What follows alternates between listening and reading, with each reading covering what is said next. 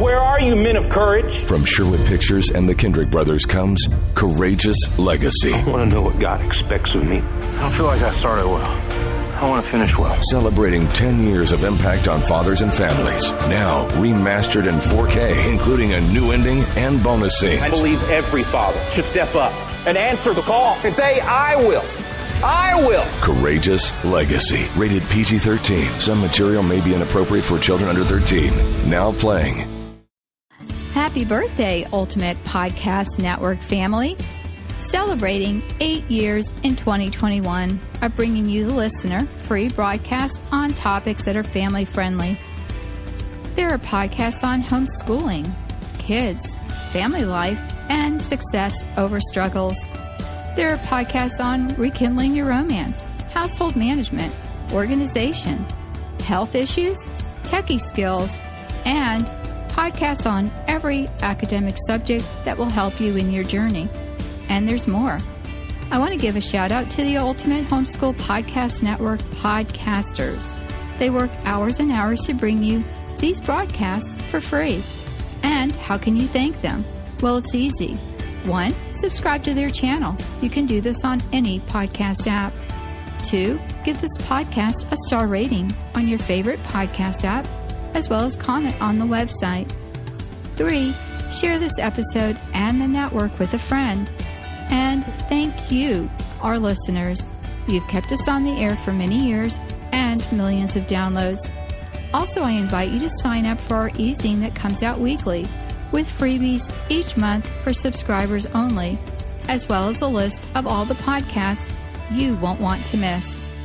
You can find this podcast as well as others on the Ultimate Homeschool Podcast Network.com. And happy birthday! Enjoy this upcoming presentation, and God bless. This is a production of the Ultimate Homeschool Radio Network. Welcome to the Vintage Homeschool Mom Show.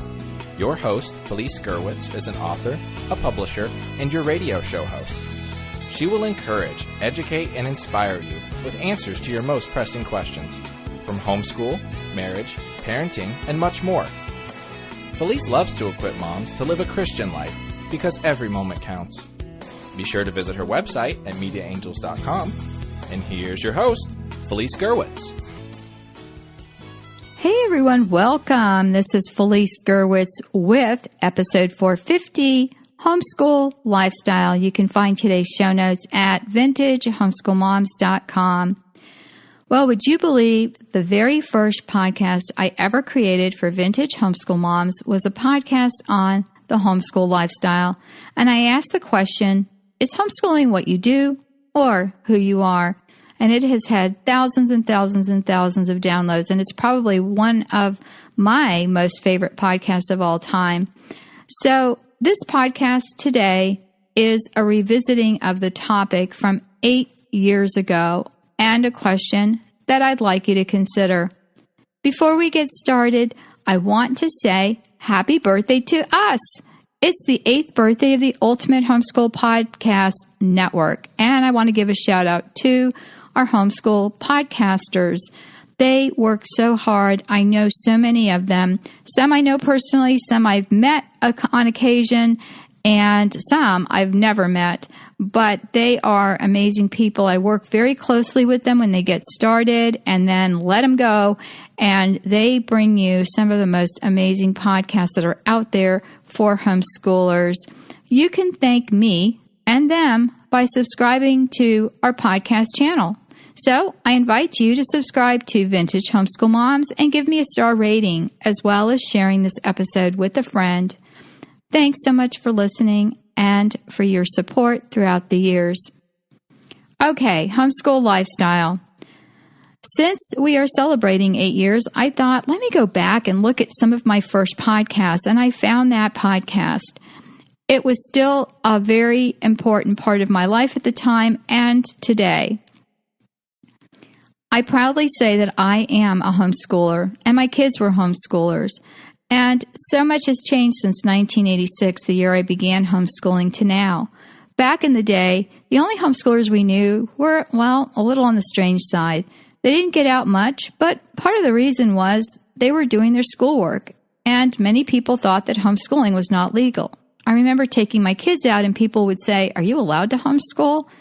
And so as a cop-out, I would just say, well, I was a teacher. And they were like, oh, okay, then you can school your kids. Well, some people are not. Well, I later learned that being a teacher wasn't necessarily an asset. And so many of my friends that weren't teachers actually did a much better job. So now that the battle has been won to homeschool, how are you homeschooling your kids? Homeschooling soon became a way of life for us. My kids were with me 24/7. And let me tell you, sometimes it was a bit frustrating to not have a minute to myself. Can you relate? But soon we put some boundaries in place and rules were learned and sometimes relearned, and some character building and encouragement was taking place so that we could forge a greater bond and friendship between my kids and a relationship between my children and I. I have said this on other podcasts that I've created, but a lot of times homeschooling fails when we try to be our children's friend. We don't want our kids to not like us, right? And so sometimes there's a fuzzy boundary between being their friends and being their parent. And there are two different things. You can have a relationship with your children, but they still need to know that they need to listen. We soon learned that we did things together as a family. Schoolwork was a center and focus of our day, and once that was completed, other items were quickly added and stacked on top, such as grocery shopping, cleaning, cooking, and more. We worked together, and we played together. And once Dad got home, I have to tell you, I was beat. So he would take the kids out for a little while and let me make dinner in peace, which was wonderful. I never thought I'd be so happy to be in the kitchen cooking without little ones underfoot. And those of you that have little kids know what I'm talking about. If you want another podcast I created, the last episode, 449, was on organizing with lists. I called it mega lists, which is a little bit of a misnomer. But you can find that episode and download the planner that I offered there. So I realized as I struggled at times that I was trying to compartmentalize too many things. School here, cleaning there, groceries here, cooking over there. The score was kids, home, and husband, 100, me, 0. But that was fine. I was young and had boundless energy until I didn't. I soon learned that homeschooling was more than a sum total of the time it took to complete academic subjects, but that we could roll with the learning outside of the books, activities, and plans. In fact, I'm going to share with you some of the things I did, and when we would look at our books, we would say, oh my gosh, we already covered that and didn't even cover it with a textbook.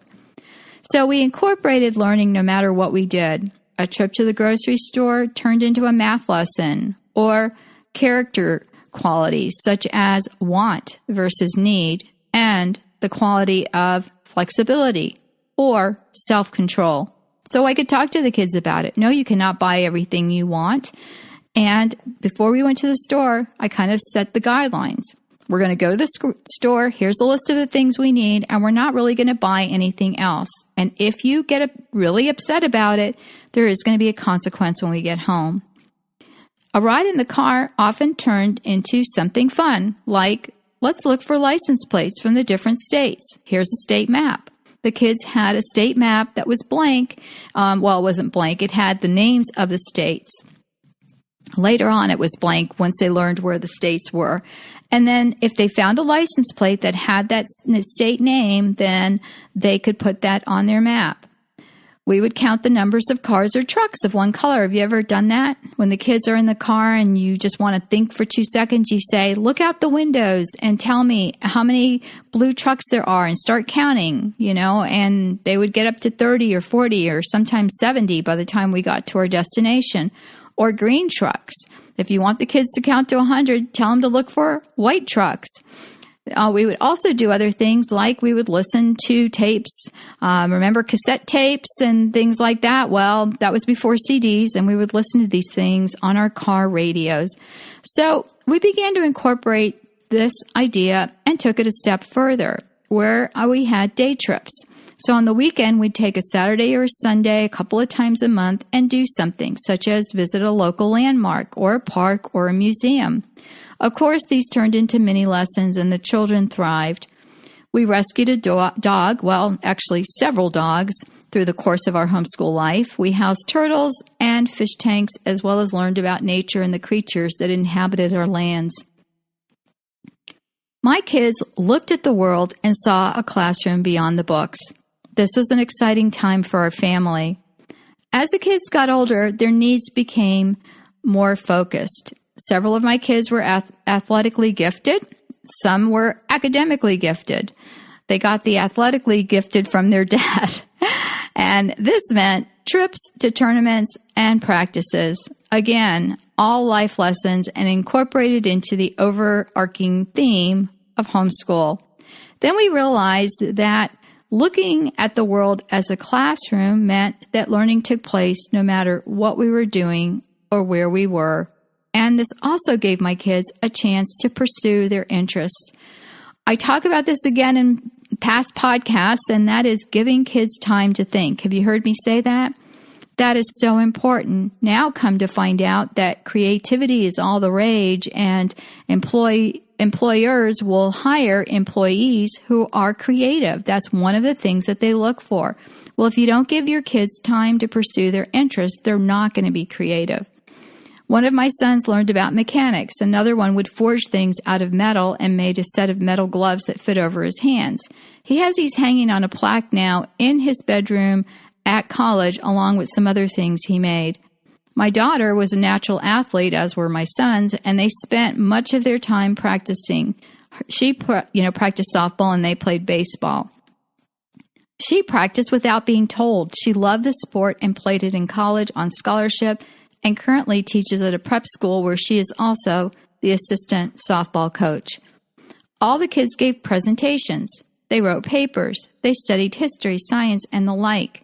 Friends, we did not wait for a co-op to pop up or run a co-op, which I did for many years, because so many times I found that I was spending more time on other people's kids than my own kids. And I had the three younger ones that I could do a lot with, and they had their friends were built in because of their sports. The two older children, we did a lot more co-oping and things with other groups because there were less children available and they didn't play organized sports very much.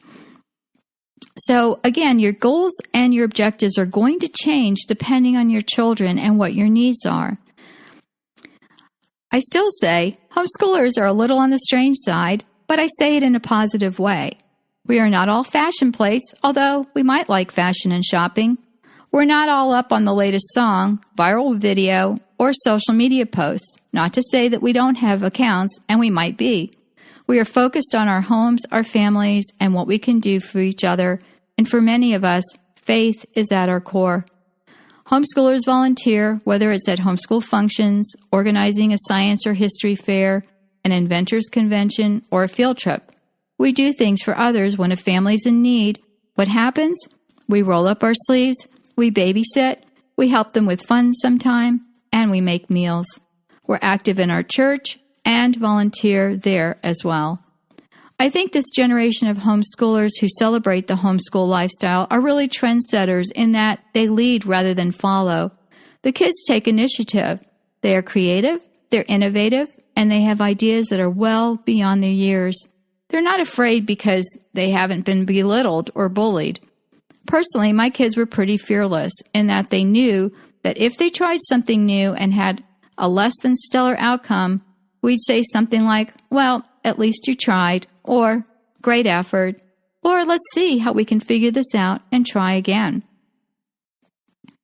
What is a typical classroom experience? Well, it's set up for failure. Most kids can't read and answer questions and remember everything that is important on the topic. Information that's memorized for a test is completely forgotten. Maybe a few things are recalled, but not many.